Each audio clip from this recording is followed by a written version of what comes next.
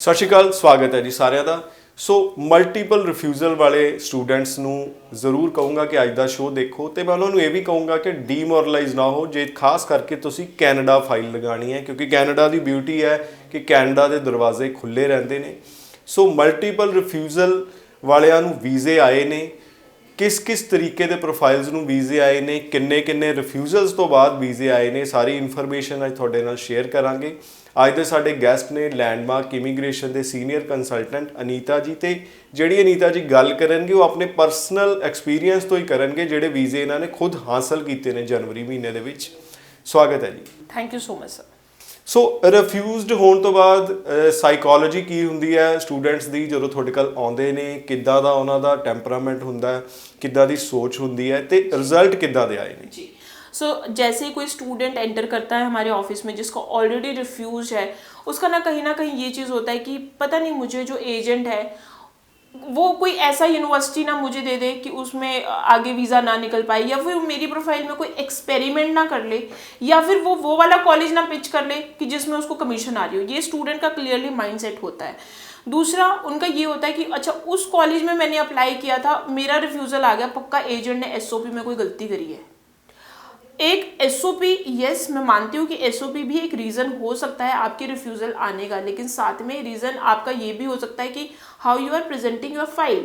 आप एसओपी में क्या लिख रहे हो, आप जिस पर्टिकुलर कोर्स के लिए जा रहे हो, आप जिस पर्टिकुलर आपने जो रीज़न बोला है कि ओके अगर एक फॉर एन एग्जाम्पल मैं केप ब्रिटेन यूनिवर्सिटी में हेल्थ केयर मैनेजमेंट के लिए जा रही हूँ, यही मेरा रीज़न है जाने का, क्या मैं वो एसओपी में लिख पाई, क्या मैं वीज़ा ऑफिसर को समझा पाई।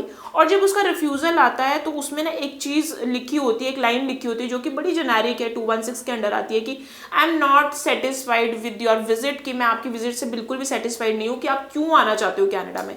That means the clear indication कि हम जो वीज़ा फाइल है उसको अप्रोप्रिएट तरीके से नहीं दिखा पाए, एसओपी को हमने नहीं एक्सप्लेन किया।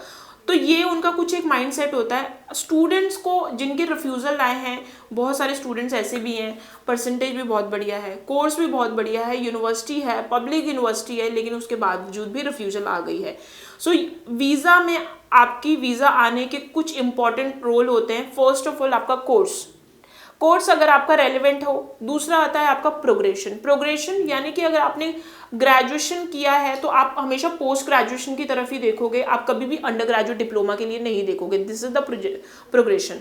थर्ड आपका रोल प्ले करता है कि अगर आपका गैप है, यानी कि आप ग्रेजुएट स्टूडेंट हो और आपका 7 से 8 साल का गैप है, आप किसी कॉलेज में ट्राई कर रहे हो, तो कहीं ना कहीं वीज़ा आने के बहुत ज़्यादा चांसेस नहीं होंगे। ऐसे सिनेरियो में you should apply in the university. आपका जो कॉलेज है जहाँ पे आप पढ़ रहे हो, यानी कि जो आपका डीएलआई इंस्टीट्यूट है, डेजिग्नेटेड लर्निंग इंस्टीट्यूट है जो आपका, उसका भी क्रेडेंशियल को आपने उसका भी प्रोग्रेशन अपलिफ्ट होना चाहिए। That also can be a reason. और सबसे इम्पॉर्टेंट चीज़ होती है आपका स्टेटमेंट ऑफ पर्पज़। मैंने बड़े सारे लोगों की एसओपी पढ़ती हूँ पूरा दिन, उन्होंने अपने बारे में लिखा होता है और अपनी फैमिली के बारे में लिखा होता है, अपने करियर के बारे में लिखा होता है, बट जिस चीज़ के लिए वो जा रहे हैं कि okay if the person is going for Cape Breton university या कॉर्नेस्ट्रो कॉलेज, सो उस चीज़ में उन्होंने सिर्फ ये 3 या 4 सेंटेंस या आप ये बोल दो कि बहुत छोटे पैराग्राफ में मेंशन किया होता है। And same with the course, जो कि उनका मेन रीज़न है जाने का। आपका जो कोर्स है उसमें जितना जोर डाल सकते हैं उतना जोर डालिए, प्लस फ्यूचर आउटकम्स तक कि ये कोर्स को करने के बाद आपको फ्यूचर में क्या बेनिफिट्स हैं, क्योंकि आप स्टूडेंट वीज़ा के लिए जा रहे हो। हाई कमीशन को हमने यही दिखाना है कि अगर मैं इस कोर्स को करूँ तो इस कोर्स को करने के बाद मेरा क्या फ्यूचर आउटकम है, ये बताता है आपकी रिसर्च, आपकी उस पर्टिकुलर कोर्स के लिए रिसर्च कितनी है।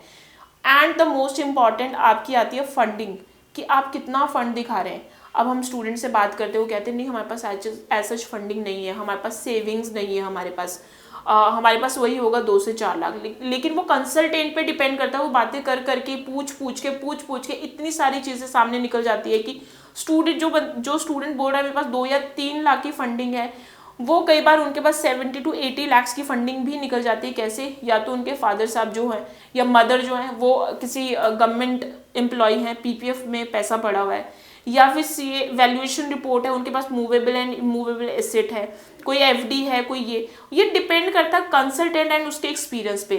सो लास्ट पे मैं एक दोबारा चीज़ समझना चाहूँगा कि ਰੀਜ਼ਨ ਹੋਏ ਰਿਫਿਊਜ਼ਲ ਦੇ। ਰਿਫਿਊਜ਼ਲ ਤੋਂ ਬਾਅਦ ਆਪਾਂ ਗੱਲ ਕਰ ਰਹੇ ਸੀ ਕੈਨੇਡਾ ਦੀ ਬਿਊਟੀ ਹੈ ਕਿ ਕੈਨੇਡਾ ਮਲਟੀਪਲ ਰਿਫਿਊਜ਼ਲ ਤੋਂ ਬਾਅਦ ਵੀ ਵੀਜ਼ੇ ਦੇ ਰਿਹਾ, ਉਹ ਵੀ ਜ਼ਰੂਰ ਐਕਸਪੀਰੀਅੰਸ ਤੁਸੀਂ अपना शेयर करो। जी, सो कनाडा इस टाइम पे हमारे जो वीज़ाज आए हैं कम से कम आप 7 to 8 रिफ्यूज़ल्स होने के बाद भी हमारे वीज़ाज आए हैं। 3 से 4 तो बहुत नॉर्मल है कि 3 to 4 टाइम बच्चा रिफ्यूज़ हुआ है and then student is applying. हम ये 4-5 चीज़ों को ही देखते हैं, इन 4-5 चीज़ों को ही मोनिटर करते हैं basically. First is your course, second is your progression, आपकी फंडिंग कितनी थी, आपकी एसओपी कैसे बनी थी, and the fifth is main important, आपने अपनी वीज़ा फाइल को किस तरह से प्रेजेंट किया था। अगर ये चारों चीज़ें आपकी अप्रोप्रिएट है तो एसओपी को जस्ट एक अपील करके और आपका उसमें जान डाल के we are just putting the visa file in the high commission. लेकिन ये चारों चीज़ें कई बार बहुत बारी 90% ये अप्रोप्रिएट नहीं होती है, तो जहाँ पे चेंज करने की अगर ज़रूरत पड़े कि कॉलेज और यूनिवर्सिटी चेंज करना चाहिए then we are changing it. But अगर लगता है कि नहीं, जो दिया गया कोर्स था वो बहुत बढ़िया था, we are lodging the visa file in that category only. So students remarkably ਮਤਲਬ ਜਿਨ੍ਹਾਂ ਦੇ 8-8 ਰਿਫਿਊਜ਼ਲ ਨੇ ਉਹਨਾਂ ਨੂੰ ਵੀ ਵੀਜ਼ੇ ਮਿਲ ਰਹੇ ਨੇ ਤੇ ਖੁਦ ਆਪਣੇ ਐਕਸਪੀਰੀਅੰਸ ਤੋਂ ਨੀਤਾ ਜੀ ਦੱਸ ਰਹੇ ਨੇ। ਸੋ ਮੈਂ ਇਹੀ ਕਹੂੰਗਾ ਜਿਨ੍ਹਾਂ ਦੇ ਵੀ ਰਿਫਿਊਜ਼ਲ ਆਏ ਨੇ ਉਹ ਡੀਮੋਰਲਾਈਜ਼ ਬਿਲਕੁਲ ਨਾ ਹੋਣ, ਇੱਕ ਵਾਰੀ ਆਪਣਾ ਪ੍ਰੋਫਾਈਲ ਜ਼ਰੂਰ ਤੁਸੀਂ ਅਸੈਸ ਕਰਾਓ। ਉਸ ਤੋਂ ਬਾਅਦ ਜੋ ਤੁਹਾਨੂੰ ਲੈਂਡਮਾਰਕ ਦੇ ਕੰਸਲਟੈਂਟ ਕਹਿੰਦੇ ਨੇ ਉਸ ਤੋਂ ਬਾਅਦ ਤੁਸੀਂ ਐਕਸ਼ਨ ਪਲਾਨ ਆਪਣਾ ਜਿਹੜਾ ਉਹ ਪਲਾਨ ਕਰ ਸਕਦੇ ਹੋ। ਬਹੁਤ ਬਹੁਤ ਧੰਨਵਾਦ। Thank you so much.